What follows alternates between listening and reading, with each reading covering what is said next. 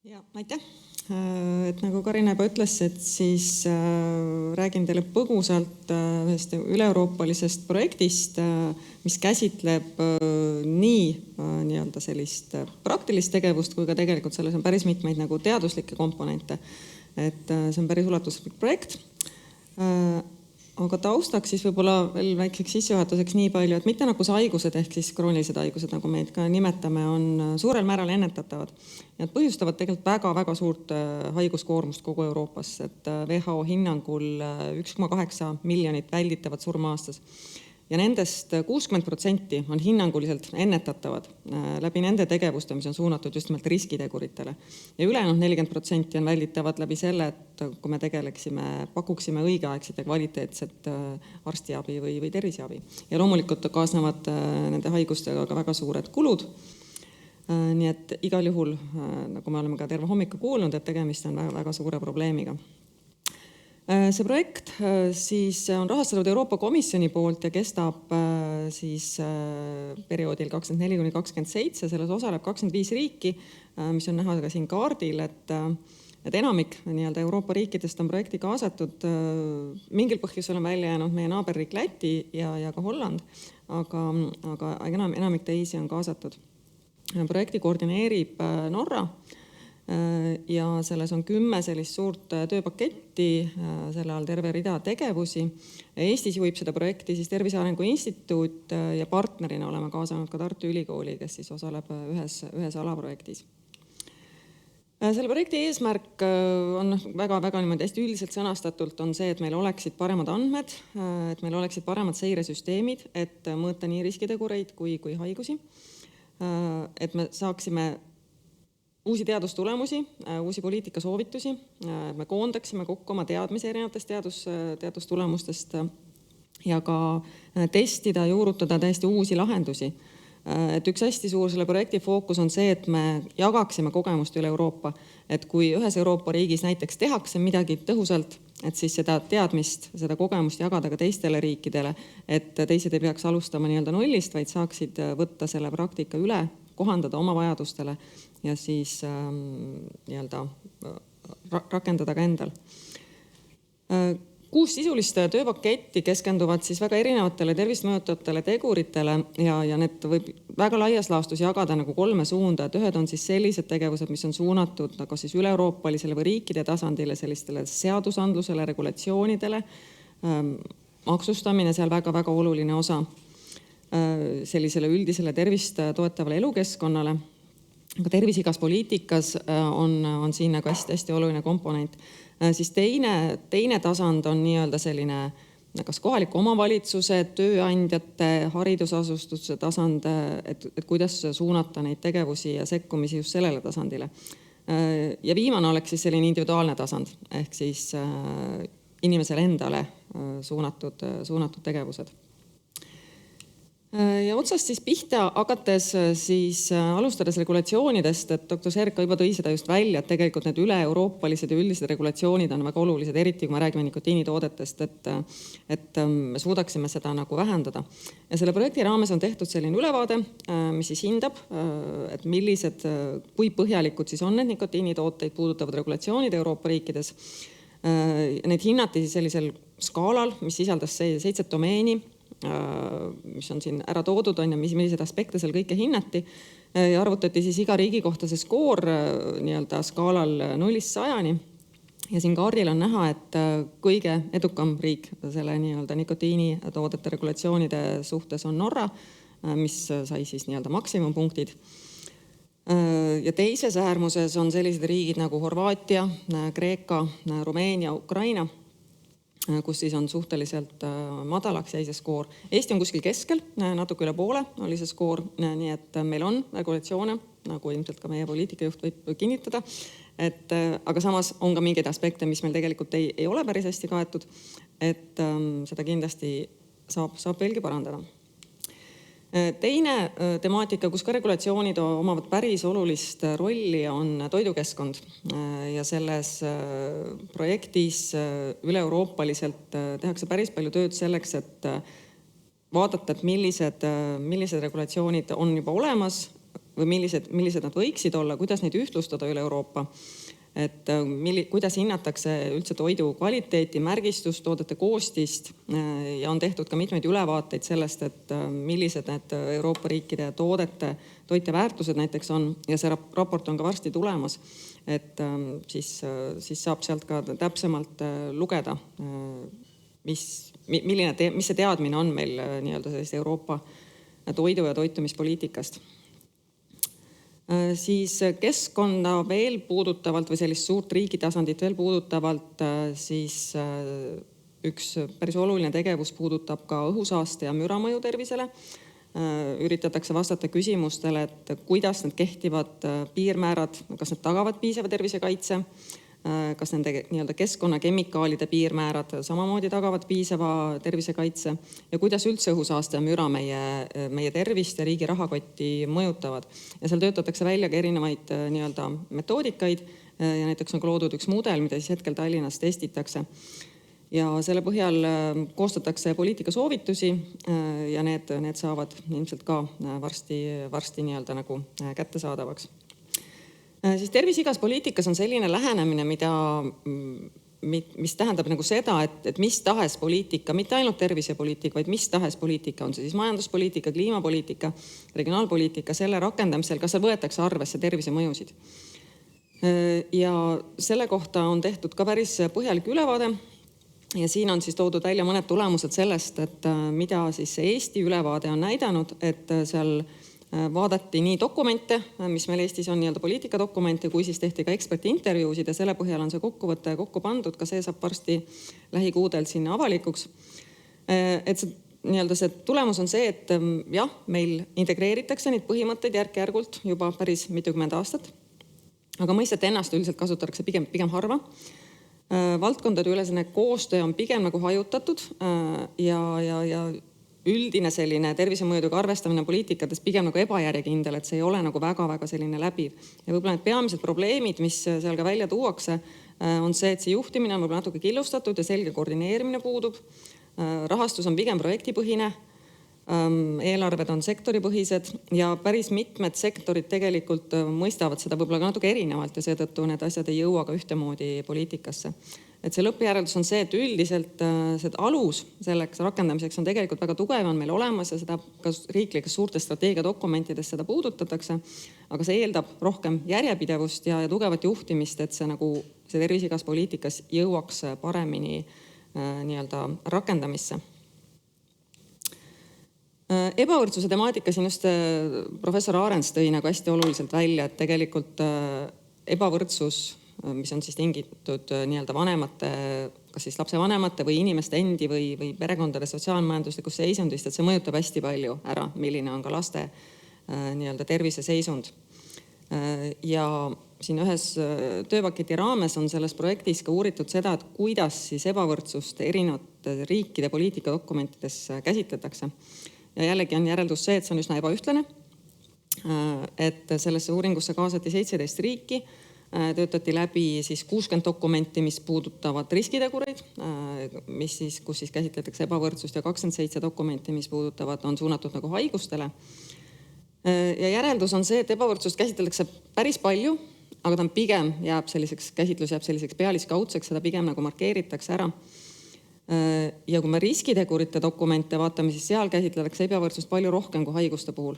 Et haigustele suunatud dokumentides on seda palju vähem.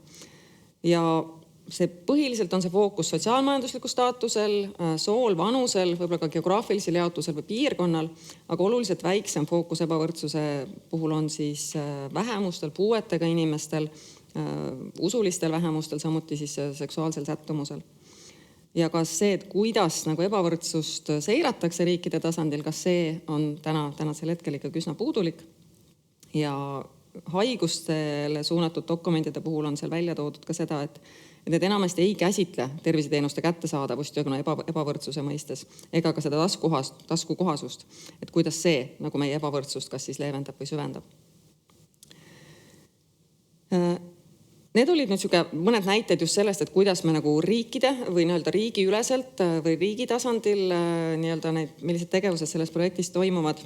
Siis järgmisena võib-olla tooks välja mõned tegevused, mis toimuvad sellel järgmisel tasandil. On see siis näiteks töökohad, on haridusasutused, on näiteks Kaitsevägi, siin üks näide tuleb. Ja sellesse teemasse haakub ka meie järgmine ettekanne, kus siis EPP annab ülevaate just kohalike omavalitsuse tasandil toimuvast. Et üks näide ühest projektist, mida me selles nii-öelda suures Euroopa projektis teeme, on siis tubaka ja nikotiinivaba töökoha piloteerimine. Et selles on kaasatud, seda projekti juhibki TAI, ja selles on kaasatud 2 ettevõtet, kus siis on siis nende ettevõtted siis rakendavad selliseid ennetusmeetmeid, et kuidas toetada oma töötajaid selleks, et nendel oleks lihtsam tubakast ja nikotiinist loobuda. Et need asjad, mida seal tehakse, on see, et esiteks on nii töökohal kui tööajal tarbimist piiratud, seal on muudetud kokkuleppeid asutuse sees, samamoodi keskkonda ja samamoodi siis pakutakse loobumisvõimalusi nendele tarvitajatele, kes seda soovivad. Ja üks konkreetne sekkumine, mida seal rakendatakse, on siis Soomes rakendatav grupipõhine nikotiinist loobumist toetav programm 28 päeva ilma, mida on siis kohandatud Eesti oludele. Ja kummagi tööandja juures on üks grupp, kes seda siis läbivad. Ja lisaks siis tööandja pakub ka täiendavat informatsiooni siis, et kuidas ka riik ju pakub meil tegelikult tasuta nõustamist tubakast loobumiseks, et see on nagu kättesaadav. Ja selle tulemusi meil ka veel ei ole, see uuring alles käib, järelhindamine tuleb sellel sügisel. Aga samas on juba välja tulnud ka mõned sellised probleemid, mida tööandjad on öelnud, et näiteks see, et nikotiiniasendusravimite pakkumisel, et kui tööandja seda oma töötajatele pakub, siis sellele lisandub erisoodustusmaks, ehk siis see võib-olla ei ole väga atraktiivne tegevus tööandja jaoks, et ta tegelikult võiks seda nagu nii-öelda tööandjatele ka soodustada, et kuidas nad saavad oma töötajaid rohkem toetada. Meie teadlased arendavad ka üht sellist sekkumist, mis on suunatud sellele, et parandada meie ajateenijate kehalist aktiivsust, kehalist võimekust ja kehalist kirjaoskust. Et kui noored mehed lähevad ajateenistusse, enamasti pärast gümnaasiumi või seal varsti pärast seda, et siis on hea koht, kus nad on peaaegu terve aasta ühes kohas, kus neil on kokkupuude selliste nii-öelda juhendajatega, ja see on selline hea aken, kus on võimalik võib-olla sekkuda nendesse või toetada nende edasist kehalist aktiivsust ja parandada nende võimekust. Et seda sekkumist arendatakse siis koos Kaitseväe Akadeemiaga ja selles sihtrühmaks ei ole niivõrd need ajateenijad ise, vaid sihtrühmaks on just nimelt need inimesed, kes vastutavad siis selle sporditundide läbiviimise eest. Ja seal on nii-öelda selle sekkumise väljatöötamisel on tehtud juba fookusgruppide intervjuud, on tehtud nii-öelda kirjandusülevaade, ka ajateenijate nii-öelda selline kirjaoskusalane küsitlusuuring ja on nii-öelda selline ettevalmistus tehtud. Ja see eesmärk selle sekkumisel on just see, et arendada siis neid pedagoogilisi ja motivatsiooni kujundavaid oskusi just nendel siis inimestel, kes siis viivad neid tunde läbi. Ja need keskenduvad siis nii nende tundide läbiviijate teadmistele, suhtlemisoskusele, pedagoogilistele oskustele ja üldse, et kuidas nagu motiveerida neid inimesi. Et see nagu oleks selline pikaajaline efekt, et need noored, kes siis meil Kaitseväe teenistusse tulevad, et nad saaksid kaasa selline pikaajalise nii-öelda sellise muutunud suhtumise. Ja teine selline sekkumise arendamine, mis põhimõtteliselt nii-öelda see üldine mudel on üsna analoogne, on siis suunatud eelkooliealistele lastele, mis ka väga hästi haakub sellega, mida me eelmises ettekandes nägime, et mida varem sekkumist teha, seda tõhusam see on. Ja see sekkumine on siis suunatud lapsevanematele, et toetada siis nende enesetõhusust, kui nad õpetavad oma lapsi või arendavad oma lastel neid põhiliikumisoskusi, et me teame täna, et on väga palju lapsi, kes võib-olla ei oska isegi hästi enam palli püüda, sest nad lihtsalt ei tegele sellega enam. Aga siis selle sekkumise eesmärk ongi just siis, et muuta siis lapsevanemate teadmisi, oskusi ja enesetõhusust, et nad oskaksid luua neid rutiine lapsele, et nad looksid selle toetava keskkonna, mis toetaks lapse kehalist aktiivsust ja kõik sellised muud aspektid ka, et see on ka selline tõenäoliselt üsna perspektiivikas sekkumine. Minnes just rohkem sellisele individuaaltasandile, et siis selle Euroopa projekti raames on meil nüüd eelmisel aastal läbi viidud üks esimene rahvusvahelise metoodika alusel läbi viidud terviseteadlikkuse uuring. Terviseteadlikkuse all mõistetakse sellist inimeste teadmisi, motivatsiooni ja oskusi leida ja mõista ja ka kasutada tervisealast informatsiooni.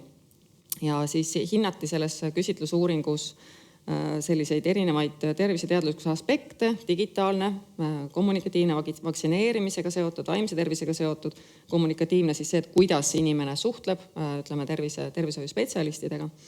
See rahvusvahelises uuringus osaleb 22 riiki. Eesti siis, nagu öeldud, esimest korda sellise rahvusvahelise metoodika alusel. Vastamismäär oli ligi 26% ja siis ligi 2500 vastanud. See oli siis 18+, selles mõttes vanuse ülempiir ei olnud. Ja kui nüüd tulemustest rääkida, siis need eriti head ei ole, et vastanutest siis 71% puhul saab hinnata, et nende üldine terviseteadlikkus ei ole piisav. Et siin need 2 punast on siis nii-öelda kas puudulik või vähene, need kokku annavad siis 71%, et siin nagu soolist erinevust väga palju ei olnud. Ja need, mida vanemad inimesed, seda ebapiisavam see terviseteadlikkus ka on. Ja siin tulid muidugi välja ka sellised sotsiaalsed erinevused, et jah, nii-öelda selline sotsiaalse ebavõrdsuse aspekt ilmes siin ka.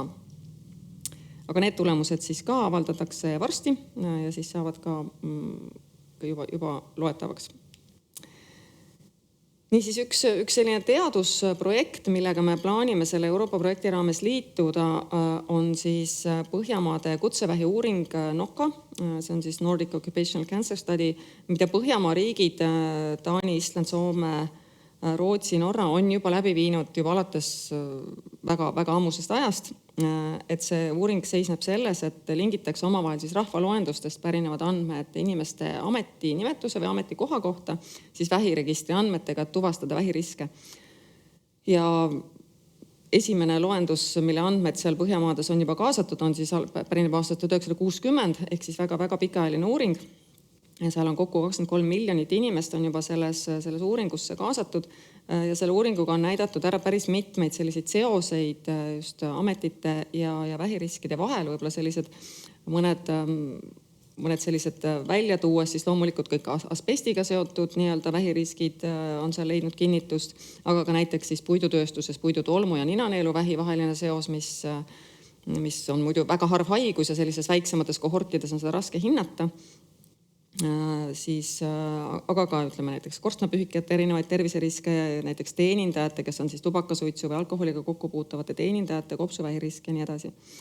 Et neid nii-öelda teadustulemusi on sealt väga palju ja me piloteerime siis seda, et kas Eestil oleks võimalik sellega liituda ja plaanime siis kaasata siis andmed rahvaloendustest siis alates 1989. aastast ja kuna ka meil on olemas rahvastikupõhine vähiregister, siis kasutades seda sama metoodikat.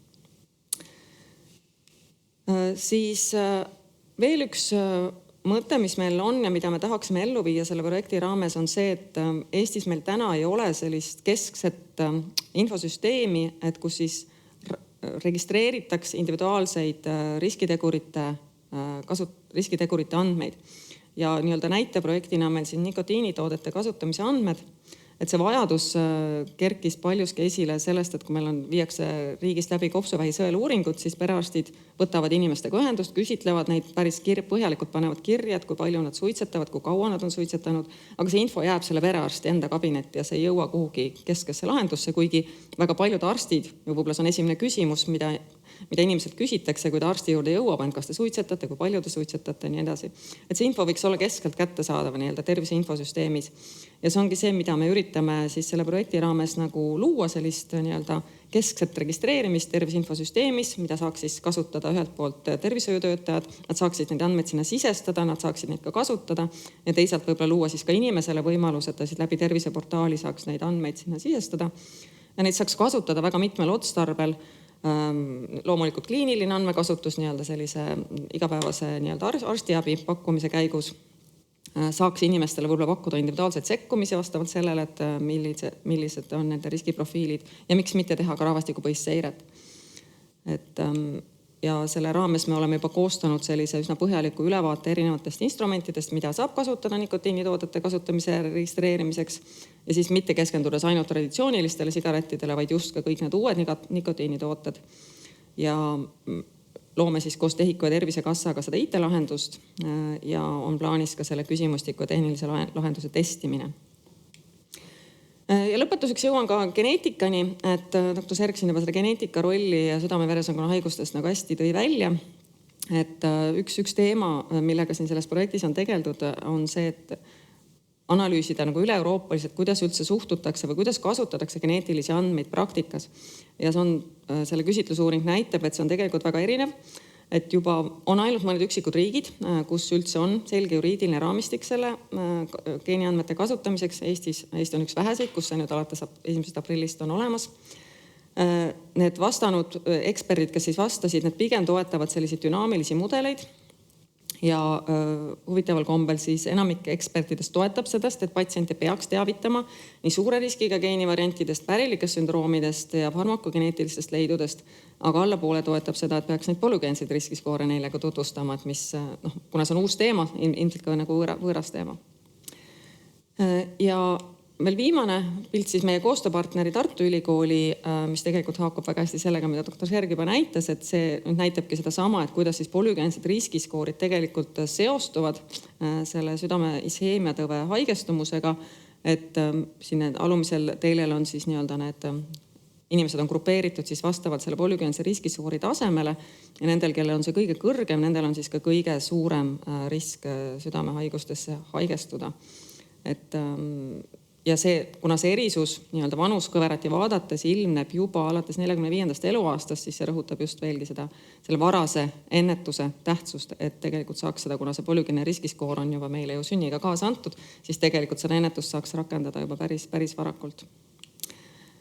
Aga sellega ma tänan, et selle projekti nii-öelda kohta infot on kättesaadaval erinevates kohtades, võib-olla see rahvusvaheline kodulehekülg, mis on seal kõige esimesena välja toodud, on päris põhjalik, seal on nii tulemusi, seal on nii-öelda selliseid uudiseid, sündmusi kajastatud, et olete teretulnud neid vaatama. Aitäh!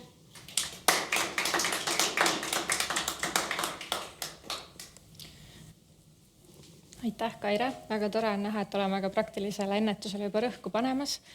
Jõuame võtta äkki ka kiire küsimuse, kes kellelgi on kohe siit ruumist. Siis meil on täitsa Sliidos olemas üks küsimus. Kui kõrge on alkoholi puudutavate regulatsioonide skaala Eestis? Kus me paikneme võrreldes teiste Euroopa riikidega? Alkoholi puudutav. Alkoholi puudutavate. Ja see, kui ma ei eksi, siis see on ka selle sama projekti raames töös, aga neid tulemusi meil veel ei ole. Siis ootame. Ootame. Aitäh, Kaire!